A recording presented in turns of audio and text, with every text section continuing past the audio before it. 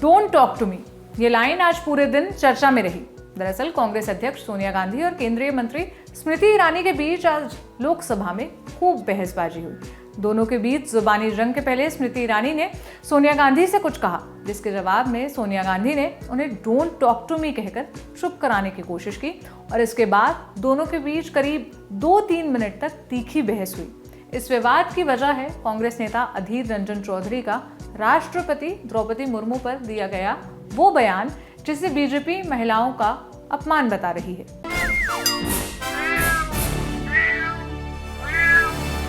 नमस्ते, मेरा नाम सोनल है और आप ऑर्डिनरी की स्पेशल सीरीज म्याऊं देख रहे हैं। कल यानी 27 जुलाई के दिन सोनिया गांधी से ईडी की पूछताछ के विरोध में कांग्रेस ने संसद भवन परिसर में विरोध किया। इस दौरान एक निजी चैनल से बातचीत में कांग्रेस नेता अधीर रंजन चौधरी ने राष्ट्रपति द्रौपदी मुर्मू के लिए राष्ट्रपत्नी शब्द का इस्तेमाल किया। बीजेपी ने अधीर रंजन चौधरी की टिप्पणी को महिलाओं और आदिवासियों का अपमान बताया।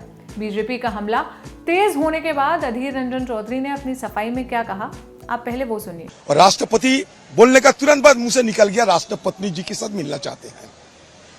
उसी समय ये पत्रकार बात सुनते ही निकल चुके। मैं उनको ढूंढने का कोशिश किया लेकिन देखा नहीं, क्योंकि मैं उसी समय उनको कह देते कि ये गलत सब निकल चुके हैं, आप इसको इसको तवज्जो दिया करो। क्योंकि हम जानते हैं हिंदुस्तान की राष्ट्रपति, चाहे वहां ब्राह्मण हो, चाहे मुसलमान हो, चाहे आदिवासी हो, कहीं जो भी हो, वो हमारे लिए राष्ट्रपति राष्ट्रपति राष्ट्रपति। अचानक एक बात निकल चुकी है तो मैं क्या करूं? एक बार निकल चुके हैं, सिर्फ एक बार तो एक बार ये चूक हुई है by default. But the some ruling parties members and the party in a deliberate design trying to make a mountain out of a molehill। Adhir Ranjan की सफाई देने के बाद भी मामला ठंडा नहीं हुआ और बीजेपी ने संसद के अंदर और बाहर दोनों जगह अधीर रंजन के बयान पर विरोध किया और सोनिया गांधी से माफी की मांग की। फिलहाल सोनिया गांधी से हुई बहस के पहले स्मृति ईरानी ने अधीर रंजन के बयान पर क्या कहा, आप वो सुनिए।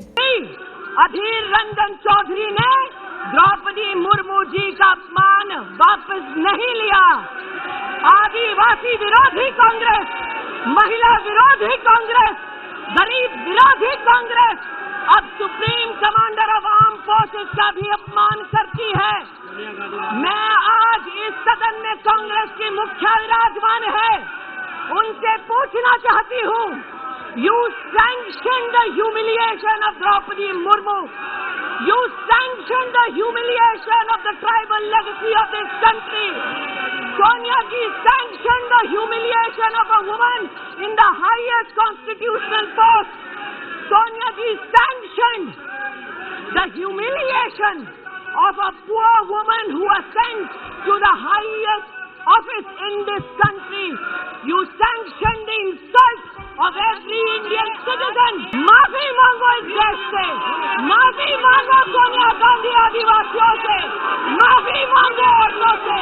अधीर रंजन चौधरी की राष्ट्रपति पर की गई टिप्पणी के खिलाफ लोकसभा में हंगामा भी हुआ, जिसके चलते सदन को स्थगित करना पड़ा। इस दौरान बीजेपी के सांसद सोनिया गांधी के खिलाफ नारेबाजी कर रहे थे। सोनिया गांधी सदन से बाहर जा रही थी, लेकिन नारेबाजी के बीच सोनिया गांधी बीजेपी सांसद रमा देवी के पास गई और पूछा, मेरा नाम क्यों लिया जा रहा है?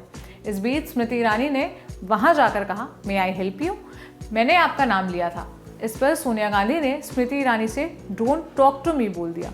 वित्त मंत्री निर्मला सीतारमण ने दोनों के बीच हुई बहस की जानकारी दी है। उन्होंने बताया कि सोनिया गांधी ने धमकी देते हुए बात की और उन्हें अब माफी मांगनी ही होगी।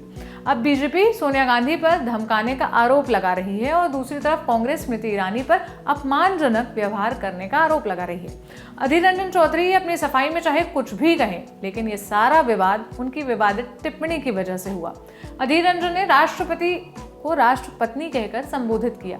सबसे पहले हम ये जानने की कोशिश करेंगे कि राष्ट्रपति और पति शब्द का मतलब क्या है। क्या राष्ट्रपति एक पुरुष केंद्रित शब्द है? ये समझने के लिए हमने भाषाविद और वरिष्ठ पत्रकार प्रोफेसर संत समीर से बात की। सुनिए उन्होंने क्या बताया। पति जो है वो पा और डति, ये दो चीजें मिलती हैं। इसकी व्याख्या करूंगा तो मुश्किल होगी, बहुत सारे लोग समझ नहीं पाएंगे, लेकिन मूल बात है जहां से ये बना है वह रक्षा करने के अर्थ में आता है, स्वामी के अर्थ में आता है, किसी वस्तु का या किसी चीज का उस एक स्वामित्व जो होता है, मालिकाना होता है, वह भी पति का अर्थ होता है। तो इस तरह से जो है पति और हमारे समाज की अवधारणा में ये किसी स्त्री का पति महत्वपूर्ण हो जाता है, और उस लिहाज से ये प्रधान अर्थ इसका जो है किसी स्त्री का स्वामी होना है एक अर्थ में। हालांकि स्वामी होने पर कुछ लोग सवाल उठा सकते हैं कि साहब स्वामी पति को ही, लेकिन पत्नी का भी उसी तरह से अर्थ निकलता है, वो भी एक बड़ी चीज होती है। तो पति जो है मूलतः स्वामी के अर्थ में आता है, सर्वोच्च पदवी के अर्थ में आता है।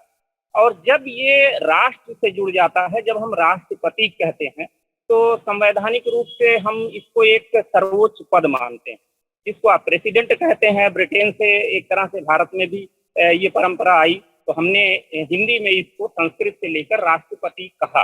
तो राष्ट्रपति कहना ये कोई बुरा नहीं है, ये राष्ट्र के अर्थ में सर्वोच्च पद है।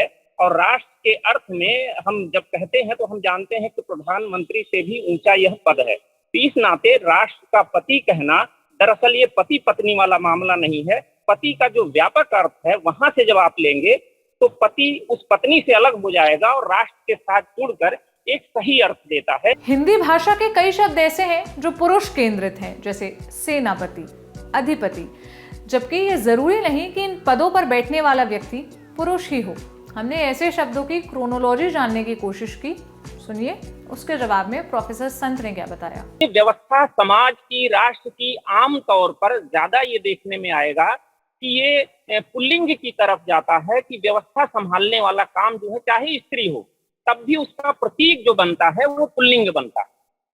तो ये कुछ प्रकृति की स्वाभाविक चीजें भी हैं, वहां से समाज में धीरे धीरे चीजें चली हैं और हम यहाँ तक आ गए। तो इस तरह से बनता है, समाज की व्यवस्था के हिसाब से ज्यादातर चीजें जो है, राजा ज्यादातर वो पुरुष हुए हैं तो ज्यादातर शब्द जो है वो पुल्लिंग होने लगे। तो इस तरह से चीजें जो है आप देख सकते हैं, हम लोग देख सकते हैं। इसमें ऐसा नहीं था कि स्त्रियों को दबाने जैसी कोई बात थी, पुरुषवादी सोच का मामला नहीं है। ये भाषा का स्त्रीलिंग और पुल्लिंग का तो व्याकरण में है ही, जो हमारा सहज रूप से कुछ स्त्री होगा कुछ पुरुष होगा, लेकिन जिस तरह के काम पुरुष संभालते रहे हैं वो काम जाहिर सी बात है पुल्लिंग की तरफ जाएंगे। जो काम स्त्री संभालती रही है, जो गुण स्त्री के स्वाभाविक हैं वो स्त्री लिंग की तरफ जाएंगे। तो इस नाते चीजें उस तरह से चली हैं। तो जब व्यवस्था में कोई रानी हो जाती है तो ऐसा नहीं है कि वो कोई उस तरह दूसरे तरह की बात हो जाती है, वो राजा का काम करती है लेकिन रानी कही जाती है। लेकिन एक सामान्य अर्थ में प्रशासक उसको कहा जाएगा, प्रशासिका के बजाय हम प्रशासक कहने लगते हैं। द्रौपदी मुर्मू अब देश की राष्ट्रपति हैं। उनकी उम्मीदवारी का ऐलान होने के बाद से ही उन पर कांग्रेस के कई नेताओं के उल्टे सीधे बयान सामने आए हैं। फिलहाल अधीर रंजन चौधरी वाला ये मामला काफी तूल पकड़ता जा रहा है। हमने इंडिया टुडे के national affair editor Rahul Srivastava से ये जानने की कोशिश की कि अगर कोई सांसद राष्ट्रपति पर विवादित टिप्पणी करता है तो ऐसे में उन पर क्या कार्रवाई हो सकती है। अमूमन इस बात पे जो हमें लगता है कि जो सरकार कर सकती है वो एक पॉसिबिलिटी है कि सरकार के पास एक ऑप्शन है कि हाउस के अंदर एक मोशन ला सकती है सरकार कि इस बात की भर्त्सना करे जो पूरा सदन है कि किस तरह से राष्ट्रपति के बारे में इस तरह के जेंडर सूचक एक रिमार्क किया गया है एक सांसद के द्वारा। इसका इतिहास है हिंदुस्तान में। और अगर आप कुछ समय पहले अगर आपको याद हो तो प्रधानमंत्री नरेंद्र मोदी ने एक टिप्पणी करी थी कि कुछ ऐसे लोग जो कि पाकिस्तान से आए थे, उनके साथ मनमोहन सिंह जी की, डॉक्टर मनमोहन सिंह जो पूर्व प्रधानमंत्री है, उनकी बैठक हुई थी कि वो देश के दुश्मनों से साथ मुलाकात कर रहे थे। इस बात पे इतना जब तूल पकड़ा था तो आपको याद होगा और दर्शकों को भी याद होना चाहिए कि भारत के वित्त मंत्री, राज्यसभा में सदन के नेता अरुण जेटली ने खड़े होकर के इस बात पर माफी मांगी थी। ये एक पूर्व प्रधानमंत्री के लिए हुआ था कि प्रधानमंत्री ने टिप्पणी की थी पूर्व प्रधानमंत्री के बारे में, तो उस पे बीजेपी के सदन के नेता और वित्त मंत्री अरुण जेटली ने सरकार की तरफ से एक अपॉलॉजी इशू की थी जो कि मानी गई थी। सरकार के पास अब यह ऑप्शन हो सकता है कि वो हाउस में, जिसे कहते हैं एक सेंस ऑफ हाउस, वो एक मोशन मूव कर सकती है। वो एक ऑप्शन बना रहता है कि इस तरह से राष्ट्रपति के बारे में ऐसा एक जेंडर सूचक बयान एक सांसद के द्वारा किया है गया है, तो इस पर सरकार हाउस का क्या नजरिया है?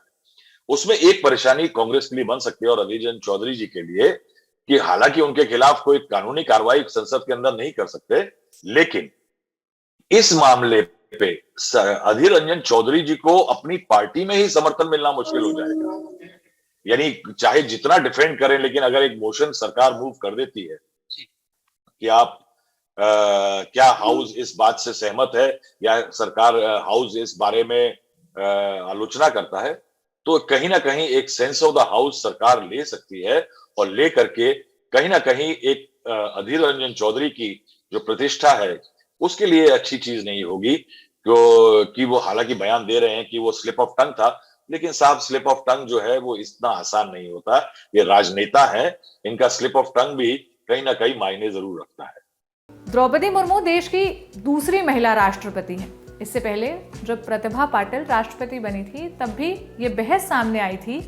उस वक्त ये बहस हुई थी कि राष्ट्रपति शब्द जेंडर बायस शब्द है। फिर ये सुझाव सामने आया कि इस पद के लिए राष्ट्रपति की जगह एक जेंडर न्यूट्रल शब्द लाया जाए, लेकिन ये सुझाव खारिज कर दिया गया।